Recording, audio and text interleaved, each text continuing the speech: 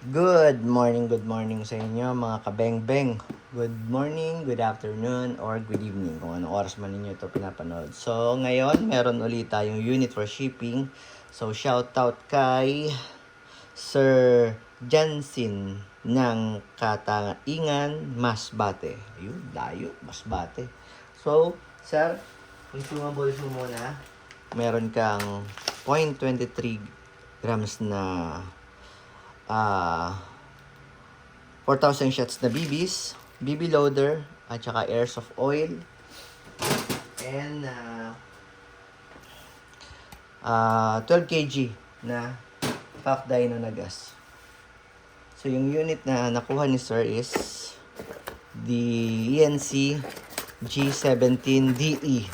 So, DE means dark earth. Yun yung kulay niya. Ayan. Oh, basa ah. Basa siya. So, complete G markings. Sir, sticker lang to. May G markings dyan. Ayan. Ayan din. So, pag ganitong klaseng unit, so automatic, metal yung slide, polymer yung frame. So, meron siyang under railings for accessory attachment. Pwede kayong magkabit ng flashlight dyan or laser. Ito, sa mga nakakuha ng unit, huwag nyo na itong galawin. Ito kasi, safety yan. Pag binaba nyo, hindi to makakalabit. So, pag binaba nyo, pag minsan, binaba, tapos nakalimutan niyang ibinaba niya, kinalabit niya, may naputol, sira yung trigger. So, mas maganda, huwag nyo na lang itong ibaba. Tapos, kung gusto nyong safe, itago nyo na lang. Lagi nyo na lang ilabas yung magazine ninyo. Ganun na lang, no? So, meron siyang finger groove. Yan. Ito ang kagandahan sa Gen 4 eh. Meron siyang finger groove. Ayan, no? Kaya mas maraming kumukuha ng Gen 4 kaysa sa Gen 5. Tapos, naka U-type sight. Ayan. Black yung barrel. Tapos,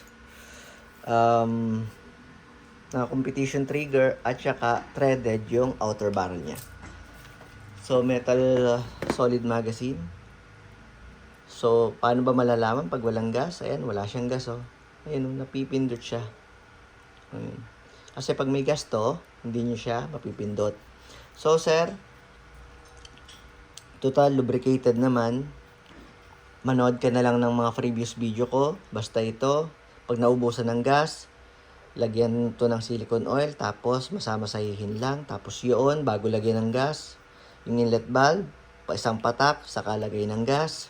Tapos dito rin, panoorin nyo na lang kung paano baklasin to. Kasi binaklas ko na to kanina, nilubricate ko siya. Kasi kaya ko siya nilubricate kanina, medyo mahaba pa yung kuko ko kanina. Ngayon, maikli na yung kuko ko, so masakit kung ngayon ko pa ilulubricate dito sa video. Baka magtagal akong pagbabaklas kasi hindi ko siya makuha.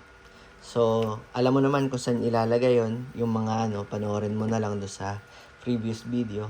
So, test fire natin yung unit ni Sir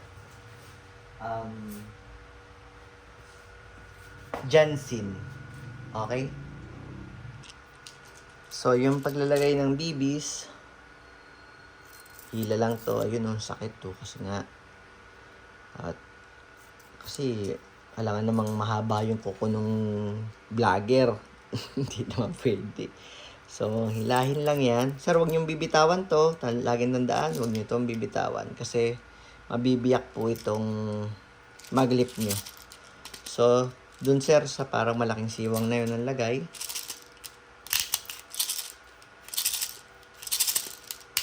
Okay. So, dapat pasigzag. Yan. Para hindi mag-jam or para consistent yung labas ng bala. Maganda yung labas ng bala.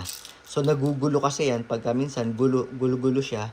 Ngayon, pag itinutulak ng loading nozzle dun sa sa half rubber, minsan hindi niya nakakain mabuti. Kaya nagmi-misfeed siya. Nangyayari, nagja-jam yung unit. Okay? So, lagyan natin ng gas yung unit ni sir.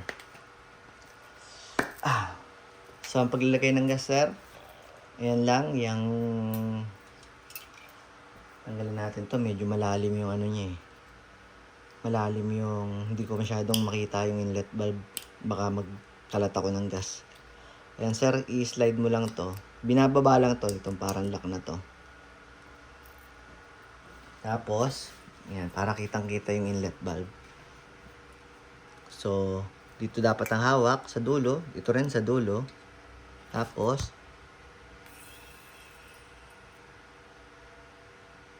okay. So, sir, wala siyang leak. Oh. Ito, matigas na to. Kasi, meron na siyang ano eh. Meron na siyang gas eh. So, ito, lubog nyo lang yan. Oops. Tapos, hawakan nyo dito yung suportahan nyo dito para hindi siya umangat sa kabitaw. Okay na. So, test natin yung unit ni sir. So, test natin. ENC G17DE. So, malakas lagi ang insert ng magazine. Sa bitaw.